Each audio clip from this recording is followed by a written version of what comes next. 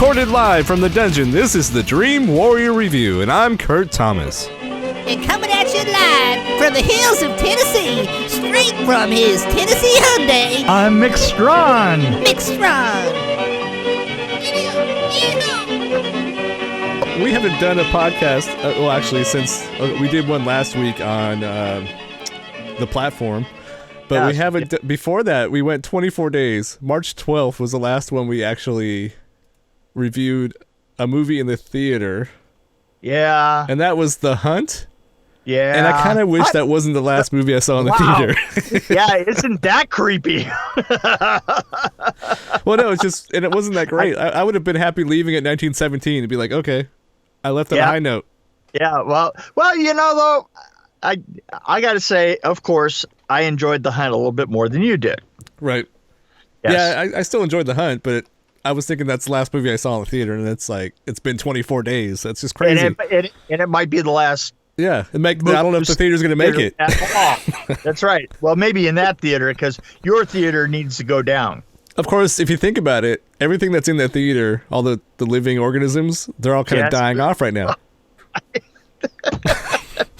You know what? If they actually went in with those disinfectant sprays into the AMC theater in Kennewick, it would fall down.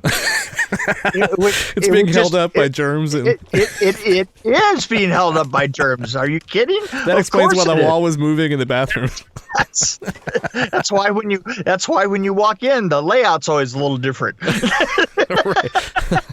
I thought it was just me. Oh my God.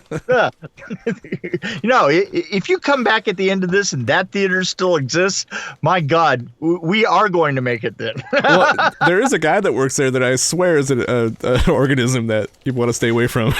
Yeah. Whoa. Yeah. Exactly. Yeah. Okay. So anyway. I was looking for stuff to watch. I think I watched this 3 weeks ago, so I'm hoping I remember all the details. But oh yeah, like you could miss. It's not complicated at all. Yeah. This is from 2001. It's Evolution. A firefighting cadet, 2 college professors, and a geeky but sexy government scientist work against alien organism that has been rapidly evolving since its arrival on Earth on a meteor. So anyway, that's pretty cheesy and early 2001 makes sense. Yes, it's perfect. Yes, and here's the thing. I think that it was. I'm trying to think of the guy that directed this.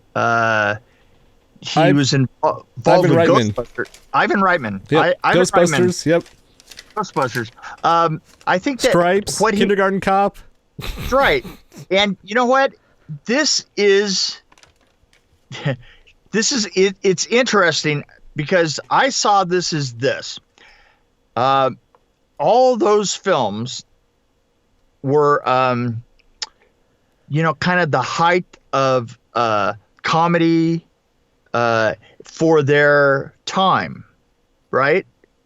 And the thing is by the time we got to the 2000s, writing had changed quite a bit. Yeah, this is shortly before he stopped directing and kind of started producing. Right. And he should have stopped sooner. Yeah. The thing is this. I want to say that it was retro, but it's not really. It's just sloppy. I wanted this to be The Burbs. Yeah. Which it wasn't. It wasn't. It wasn't. It wasn't particularly funny. It reminded me that. As much as there are a lot of films in the 80s and 90s that are very good, that by the time that we hit our stride in the 2000s, we started to do better. Right. When did Mars Attacks come out? I'm trying to remember when that movie came out.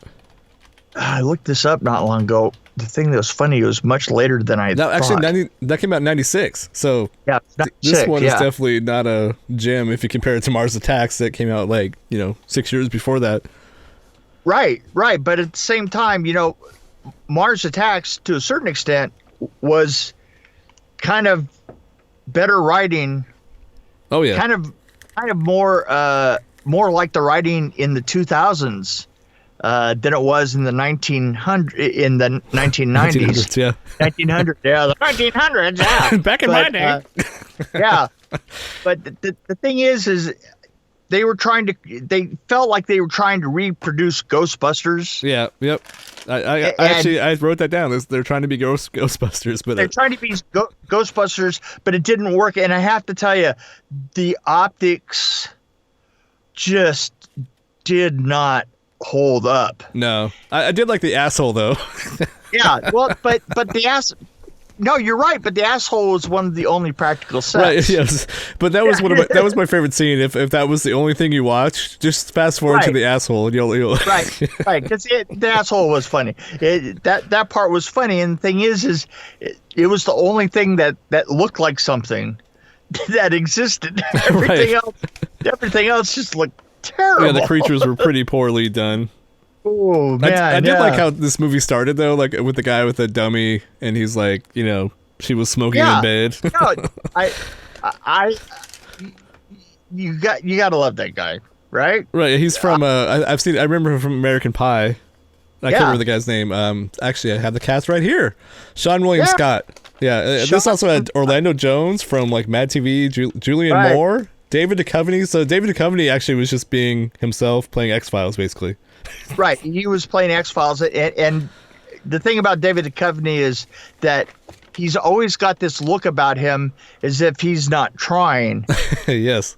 Which works if he's doing good material. Yes. But when it seems like you're not trying and it isn't good material, it just seems like he's not trying. Right.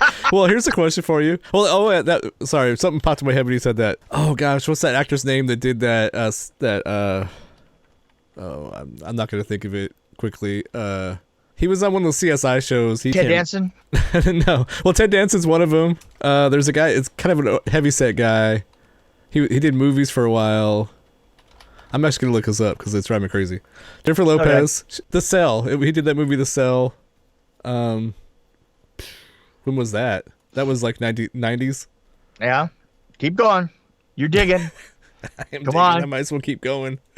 Oh yeah. So 2000, he did The Cell with Jennifer Lopez, which is a weird. Vincent D'Onofrio. So okay. So Vincent D'Onofrio and Ted Danson doing those CSI kind of shows. Right. They're absolutely not trying, and it's awful because the content is horrible. Right. And actually, one thing I wanted to say something else about David Duchovny doing this. And I totally forgot what I was going to say. But anyway, maybe I'll get back to it. Yeah, you never know. But no, I agree with you. It's like, you have to have good quality content to... And, here's the thing I want to say about him. I was checking out trivia on this, and I saw, the first thing I see is that let me know if you think this is a good move on his part. He turned down a role in Star Wars Episode 2, Attack of the Clones, to be in this movie. Was that a good choice? Whoa. Boy, that, you know what? That's a good question. Because this could be kind of a cult movie, maybe eventually. This is not really yet. Yeah, it's got a ways to go. It's maybe in another 30 years. Or maybe when Dan Aykroyd passes away, this might be a thing. Yeah. But and what a stunning performance by Dan Aykroyd. Yeah, he shined in this for sure because he really it's weird because that there was this grouping of the generals and stuff, and he certainly stood out because he was in that grouping, right? Exactly. And for some reason they just had a terrible group around him that had terrible dialogue, and he did shine in that spot. But boy, Orlando Jones was he was trying too hard. Yeah. Oh my God, he was trying. And I like Orlando Jones. Like I like Matt. I was a big Mad TV fan. In fact, when Mad TV was on, I watched that instead of Saturday Night Live. But I liked it more at the time. Yeah. But I don't know. I mean, this also has Ty Burrell, who's in Mad TV. What's that show he's on? Modern Family. This is like years before that. That was kind of interesting to see him young and acting. Oh, you know what was interesting though? The really big guy That's got to have been his first role, the college student. Oh yeah. Right. How much weight did he That's lose? Ethan Suplee or Suplee, I don't know how you pronounce it, but yeah, he has lost a lot of weight, and he was in that movie Clerks, wasn't he in Clerks? And yeah, and he also was in a TV series. He's been in a lot of funny movies, like a lot of comedy movies, like Without a Paddle, Road Trip. He is very, very good, and I can see just in the performance that he had where he was huge. My Name is Earl. Yep. My Name is Earl. Yeah. Yep. You can see where he had the chops, you know? Yeah, absolutely. You know, the acting chops, it was amazing. And you know, the funny thing is their role was better written than almost anything else in the whole show because they were playing against type a little bit. Yeah, absolutely. Yeah. Yeah, I kind of enjoyed those. Of course, you had that the cliche setup though, like, oh, they're a bunch of idiots that, you know, he's making fun of them in the class. You know, right. They're the only two that didn't get an A. Right. But and they turned out to be the guys that helped save the world. Yeah, but also the fact that they were too dumb to like be insulted. Right. Exactly. Was just kind of. It just played slightly against cast all the way across, you know. And I thought, they did a good job. They did a good job of that. They really did. I like some of the horrible computer graphics that they used. My God! And the guy, when he was watching the cells divide in the petri dish, don't you think he'd be a little bit more nervous about it? Yeah. You know what? Here's the thing. The thing that I noticed about this is that also they were pretty good. You know, the very first petri dish look, and then the second one, and then the third one, because there were 3 looks in it. And I thought, wow, you know, if this progresses like this, it could actually be scary and weird. Right. Yes. I was hoping it was going to progress really weird. But what happened was just from the look of the point of view of the look. Well, this was like around the time they did Harry Potter. First movie. The thing is the next look that you see of the Rock with the first blooming of stuff. Yeah. Was kind of interesting. That was actually, yeah. It was a kind of interesting set at that point, and I thought, wow, that's kind of cool. It was kind of a throwback to the 60s, you know, those right when they go on weird planets. It was really well done, you know. And I thought, oh, this is going to be okay. And then they went out ape shit, bug ass wild, and they just it turned into Honey, I Shrunk the Kids at the end. It did. It did. No, you know what it turned into is you know, we don't need these parts on Honey, I Shrunk the Kids. Right. Exactly. You guys want these? Sure. I did like the dog. When did you guys get a dog? No, we didn't get it. We don't have a dog. I like that. Some of those creatures were kind of funny, but yeah, I mean, overall, it was pretty. I thought the whole thing was not very entertaining for me. I mean, it was barely watchable, I think. Oh yeah, yeah. That's what I'm saying. It is barely watchable, and the thing is you could see little pieces of kernels of all those 80s and 90s shows. Yes. Was built off of, and you thought, oh yeah, no, not quite. Sorry. No. See, there you did this and that worked and this doesn't work. Yeah. It was, and at the same time, I have to say that if you had put it together in the 80s, it would have probably slipstreamed in a lot better with the other shows that were happening at that point. Right. Wow. Yeah. You know what's scary is I'm looking. You have to. So if people are interested, they should go on IMDb and look at the trivia because you can see everybody who they considered for every role. But one thing that jumps out at me is that Steven Spielberg was considered to direct this film, but they replaced him with Ivan Reitman. I'm like, how different would this be if Steven Spielberg did this one? Yeah, that's the question you have to ask yourself is: Did Steven Spielberg at that point look at the script and go, no, not really? I don't think so. Probably. David Duchovny, you say? Oh, the guy from Mad TV? Oh, you mean the black guy from Mad TV? I don't know about that. Well, I'm curious to know what he was doing at that time. He's probably working on something a lot better than this. Yeah, I think. Yeah. I mean, I worked on Mad TV, and I don't think that I would have done anything in this film. Yeah.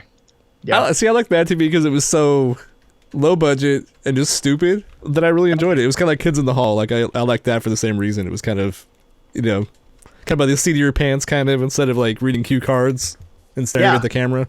There's a little bit more, there was more acting going on a little bit. Yeah. Mad TV was it was definitely a thing. I was there on set a couple of times, and it was sort of its own thing, Oh, so here's what Spielberg was up to. In 1999, he was busy producing Animaniacs, Pinky and the Brain. Oh, okay. And then he was working on a documentary about the Holocaust, a World War II documentary. Oh, Shrek came out shortly after that. So Artificial Intelligence, Jurassic Park 3. Well, so he was doing a lot of stuff. He's kind of busy.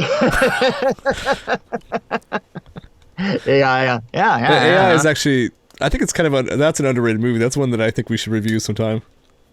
Really? I don't know if I remember correctly, I liked AI, and it was. I remember thinking it was kind of slow, but you know what? That's me. You know me. See, sometimes I like slow movies. I mean, I do like French movies from the 50s, which are really slow. The Seventh Seal is one of them. It would probably take you 10 minutes to watch it because you'd fast forward through all it. The way I think of it is like this: is the Seventh Seal is 3 of them. Right. It's 3 slow movies, just all compacted together. I've seen that probably a couple dozen times over my lifetime. You know what? I think you should apologize. I should. I've made girlfriends watch it. I mean, no, you're that guy. Yeah. No, I didn't make them. I just said, hey, let's watch this. Do not. Let me show you how smart and intelligent I am, and let's watch this old French movie, and I'll explain to you the symbolism. Oh, yeah. This is a part of the bourgeois feel of the modern cinema classics. Well, the funny thing is my wife has never seen it, so that says a lot right there. Well, yeah, that does. Yeah. Okay, can I just suggest something? What? Don't ever show it to her. Just don't. Just don't. I'll just leave it out, and then she can. French cinema, as far as I can tell, French cinema is better when it is enjoyed from afar. Well, it's weird that you say that because a lot of the things that were done back in the day in French cinema has been repeated over and over and over and over in American cinema. But that's another discussion for a different time. Wow. Sorry. Were you trying to teach me something about American cinema? Yeah. You were trying to teach me something about American cinema. Okay. Just checking. I know. Just checking. Yeah, like you don't know anything about that at all.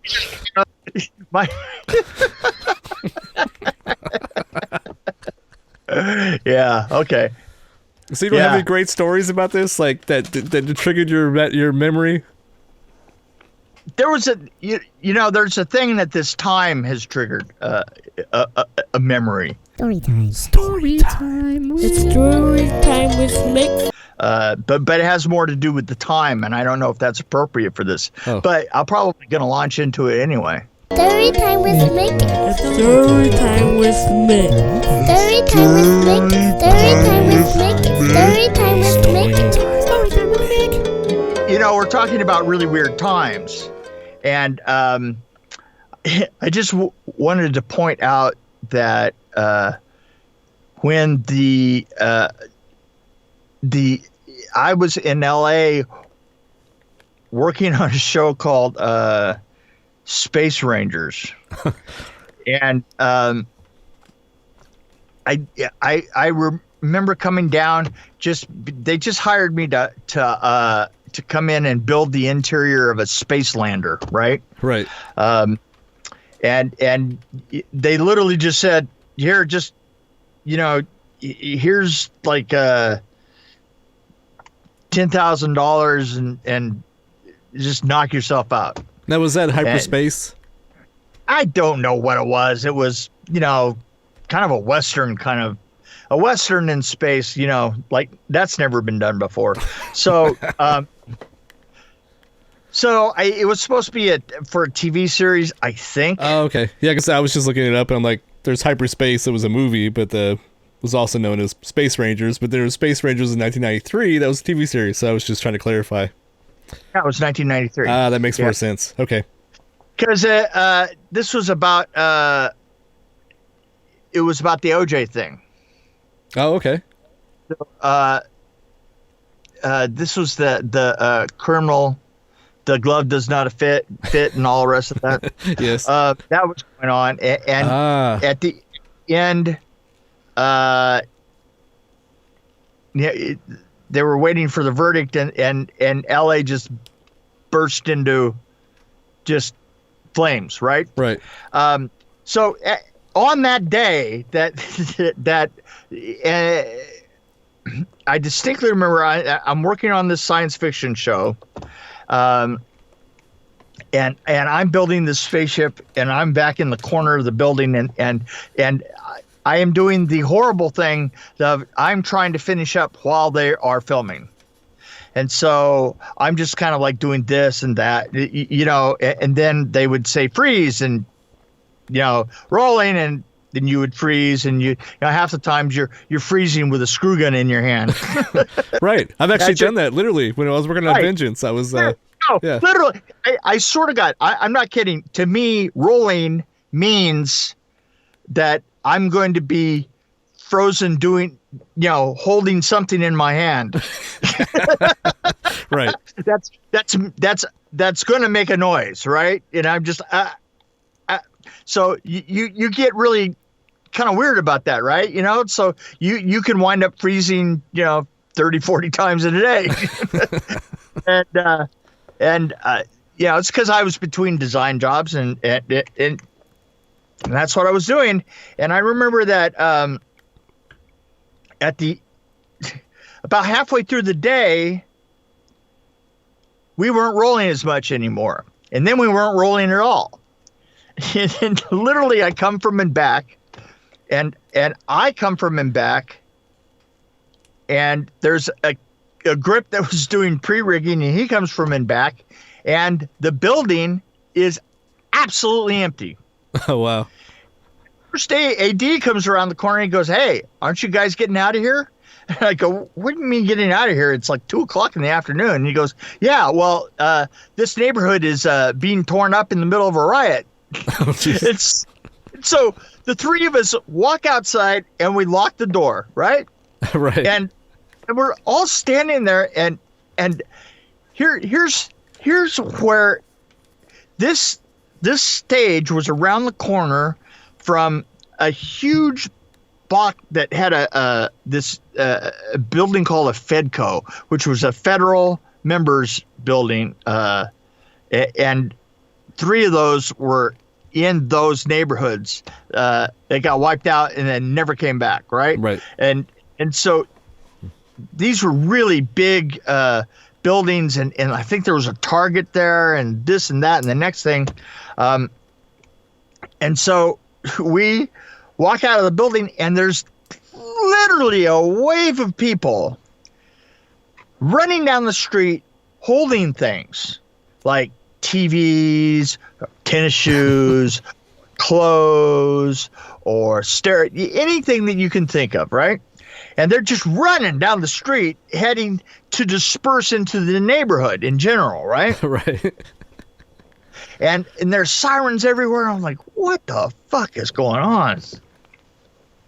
And so all of a sudden a car pulls up, and a guy gets out of the car and he has a stack of like 14 pizzas, and he walks up with the 14 pizzas, and he goes, "Are you is this such and such a production company?" And we're standing there going, "Yeah, yes," and so he gives him 7 pizzas and me 7 pizzas, and he gets in his car and he leaves. And we're like just standing there, with these boxes and boxes of pizzas, because evidently the office, before they ran, had ordered pizza for lunch. So it's like, wow, that's a new one. So what we did is we went and we stood at the very edge of the property, and we gave away a pizza to anybody that was that didn't have their hands full as they ran by. So then I get into my VW van. I had a very nice kitted out VW van for a short period of time. And so I drove that home and headed up the 405 freeway, and it took 3 hours to get home. And I walked into the house, and my son was sitting watching TV, and he was watching Reginald Denny get pulled out of that truck. Oh, yeah. Yep. Just as I walked into the door. Oh, wow. So that was, and I'm not kidding, from the freeway on the 405, you can look over, the whole city and back towards the central LA, and it was just fire after fire after fire after fire after fire. Wow. Yeah. So weird. And it was temporary Armageddon, and so there's just something about this, because the next couple of days I had to drive through town to take care of stuff on that very set and get tools and stuff, and there was nobody around. And it reminded me of driving through this area today. I had to go give platelets. Yeah. And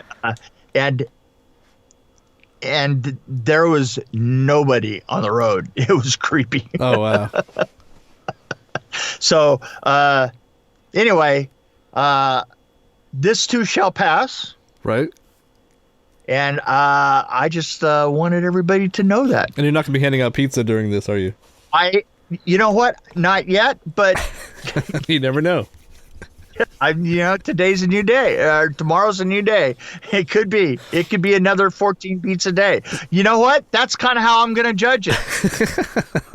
Well, the image of you and some other guys standing there handing out pizzas as people run by is just amazing. Yeah, it was really weird. Fire in the background and stuff. Yeah. It was a weird time. It was super. The thing is there's this bubble that you get into when you're working in the film business, and part of it has to do with you're working with just what you're doing for 16 hours a day, right. and then just trying to get enough sleep. It kind of becomes your whole world, basically, right? It becomes your whole world, and it really takes a mother of a thing to, jar into that world. Right. Yep. And LA becoming a riot zone seemed to do it. It sounds like your production company had kind of a strange location. Was that for budget reasons? No, actually, the thing is that you have to understand that most of it was for budget reasons, but I think it was a commercial area behind that was in between a residential area and a big shopping area. Oh, right. Yeah, you probably needed a warehouse, probably, right? Right, we needed a warehouse, and that's what it was, and it just happened to be that we were in between all the shopping areas where everybody was looting, and all the home areas where everybody was going to go and disperse. Right. Yeah. So we were just in that odd area in between the one and the other, and that's kind of how LA is built. So is that considering like helping criminals, like by handing them pizza? Is that were you part of the crime at that point? No, I was not, because First of all, I want to point out that we had bought the pizzas. Right. I mean, You were we just didn't giving buy them the away. pizzas. Yeah. We were just giving them away. And I will also say this: we did tip the driver. So this is important. So I'm going to say this: is at that point, I really don't think that he gave a one way or the And other. I guess the people didn't have anything in their hands, so at least they had a pizza. That's what I'm saying. So the honest people probably won. Right. The people who had just gone down, just to see what was going on, they got pizza. Well, there you go. See? So the honest people got a pizza, and the people that were stealing had something in their hands, so they couldn't get a pizza. I am just saying. Just saying. Oh, it was a weird time. We go through. The thing is I mean, I'm going to face it. 90% of my time was a weird time. So It's probably going to be I'd say that was probably what would be on your headstone, but I didn't want to be that. when the going gets weird, when the going got weird, Mick turned professional. My wife told me I was weird today, and I'm like, yeah, and like, what's your point?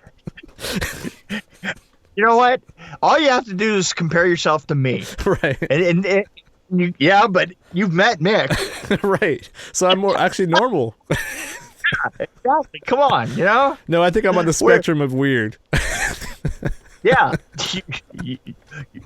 You are, but I'm a little further along on the spectrum. Right, yes. So, my friend, I think that this has happened. Yeah. It has happened. It's been a weird time. It's a weird time, and I think it's time to go away. I agree.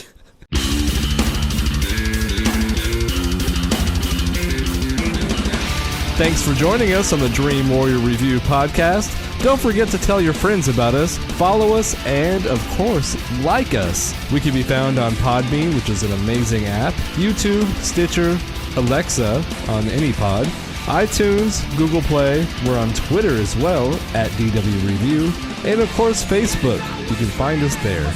You can also email us at dreamwarriorreview@gmail.com.